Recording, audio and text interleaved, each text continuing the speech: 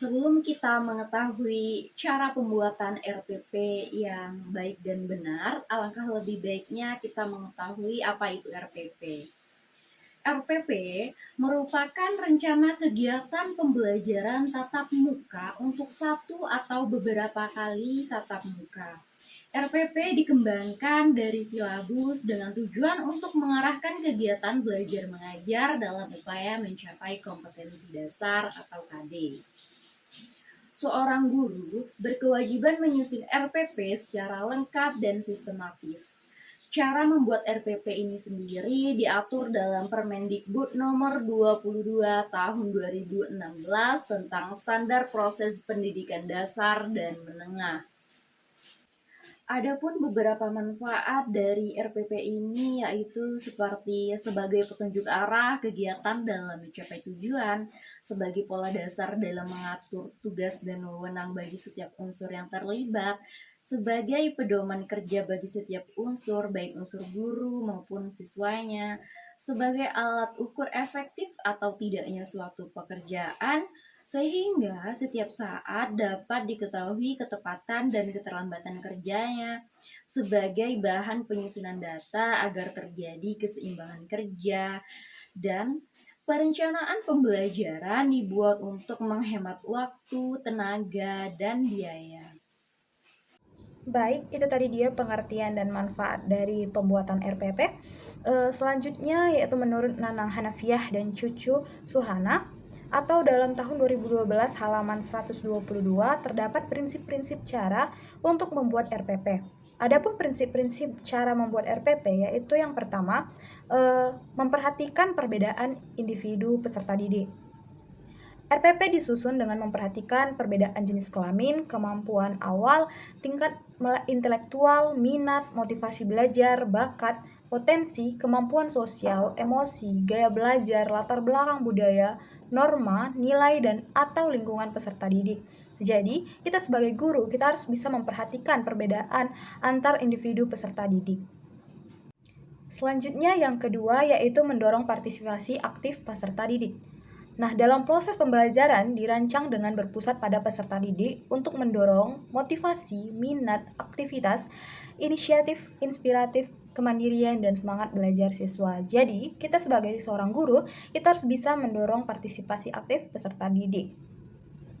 Yang ketiga yaitu mengembangkan kemampuan membaca dan menulis. Dalam proses pembelajaran dirancang untuk mengembangkan kegemaran membaca, pemahaman beragam bacaan, dan berkreasi dalam beragam untuk tulisan. Nah, jadi kita sebagai seorang guru, kita harus bisa mengembangkan kemampuan membaca dan menulis dari siswa kita. Yang keempat yaitu memberikan umpan balik dan tindak lanjut. RPP membuat rancangan program pemberian umpan balik positif, penguatan, pengayaan, dan remedi. Jadi, jika menurut kita siswa tersebut kurang bisa dalam pembelajaran, maka kita bisa melakukan remedial untuk memberikan umpan balik dan tindak lanjut. Selanjutnya, keterkaitan dan keterpaduan. RPP disusun dengan memperhatikan keterkaitan dan keterpaduan antara standar kompetensi, kompetensi dasar, materi pembelajaran, kegiatan pembelajaran, indikator pencapaian kompetensi, penilaian, dan sumber belajar dalam suatu keutuhan pengalaman belajar. RPP disusun dengan mengakomodasikan pembelajaran tematik, keterpaduan lintas mata pelajaran, lintas aspek belajar, dan keragaman budaya. Nah, yang terakhir yaitu menerapkan teknologi informasi dan komunikasi.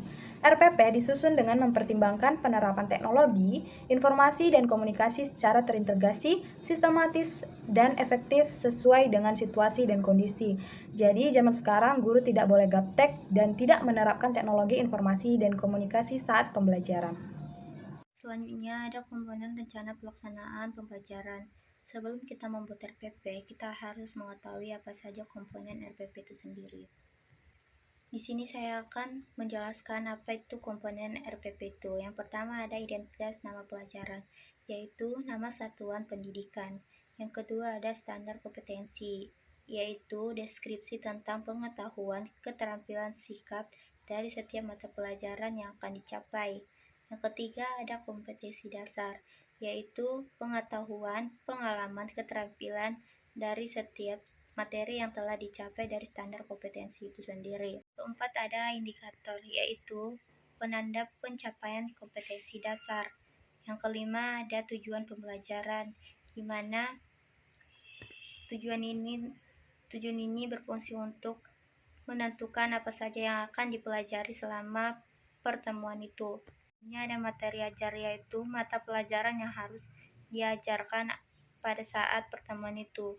Selanjutnya ada alokasi waktu, yaitu jumlah waktu ketercapaiannya standar kompetensi itu sendiri. Yang selanjutnya ada metode pembelajaran. Metode pembelajaran ini berbeda-beda. Setiap guru mempunyai metode pembelajaran itu sendiri.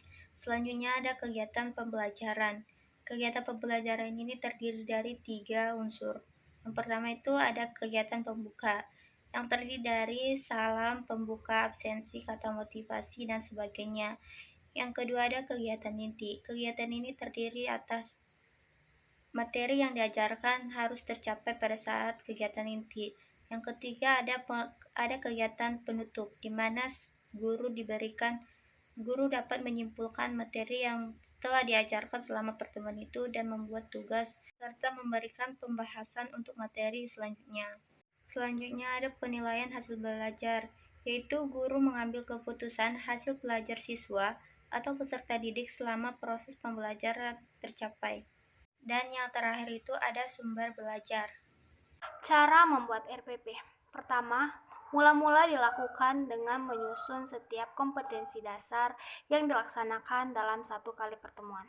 Selanjutnya, menuliskan penjelasan singkat, padat, jelas. Setelah itu, mampu menggambarkan prosedur yang tepat, membuat struktur organisasi pembelajaran untuk mencapai kompetensi dasar yang telah ditetapkan dalam isi dan dijabarkan dalam silabus. Kemudian, menyusun indikator yang melibatkan 3 aspek seperti kognitif, afektif, dan psikomotor. Kemudian harus membuat audience, behavior, condition, dan degree. RPP mampu berorientasi pada prosedur yang akan dibuat oleh siswa. Selanjutnya, membuat kegiatan yang berstruktur agar kelas menjadi tidak berantakan.